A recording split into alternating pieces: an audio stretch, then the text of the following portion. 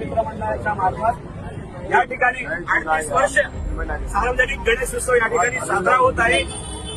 असं होत असताना या ठिकाणी आजच्या या सोसायटीचे दळभद्री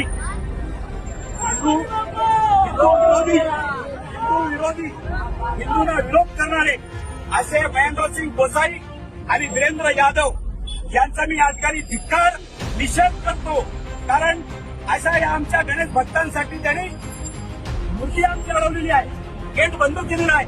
आज 1 तास झाला आम्ही या ठिकाणी रस्त्यावर उभे आहोत आणि त्यांनी गेट आमचा बंद केलेला आहे.